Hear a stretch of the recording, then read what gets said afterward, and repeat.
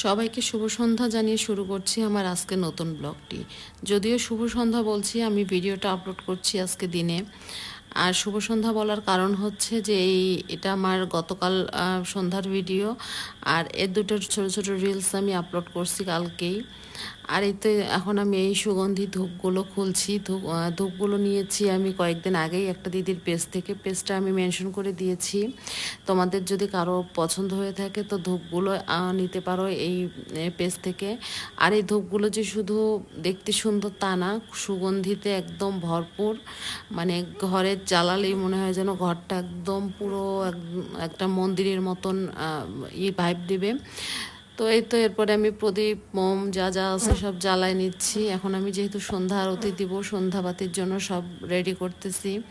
এরকম সুগন্ধি ধূপ দ্বীপ এসব জ্বালিয়ে যদি সন্ধ্যাবাতি দেওয়া যায় বা পুজো করা যায় তো মানে ভিতর থেকেই একটা ভক্তি ভক্তি ভাব আসে।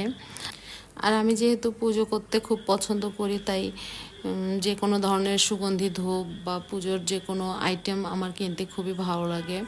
যদিও পুজো করতে এত কিছুর প্রয়োজন হয় না, তারপরও হয়তো অনেকে বলবে যে এত কিছু দিয়ে পুজো করতে হয়। পুজো করতে তো শুধু মনের ভক্তি হলেই চলে, কিন্তু আসলে পুজোর ঘরে যদি অনেক কিছু থাকে বা আরও কিছু যদি অ্যাড করা যায় তাহলে মনে হয় যেন দেখতেও সুন্দর লাগে। আর পুজোতে মনটাও ঠিকঠাক মতন বসে। আমার তো মনে হচ্ছে এখনও অনেক কিছুই কেনা হয়নি, আরও অনেক কিছুই কেনা বাকি আছে। তো আমি সামনে আরও অনেক কিছু দিয়েই হয়তো আমার পুজোর ঘরটা সাজাবো বা পুজোর ঘরের স্পেসটা আরও চেঞ্জ করব। যদিও ভাড়া বাসা, স্পেস পাওয়াটা খুব সমস্যা, তারপরও আমি একটা জায়গা দেখে রাখছি। ওই জায়গাটাতেই আমি এখন ভাবতেছি পূজার ইয়েটা মানে সরাই নিয়ে যাব।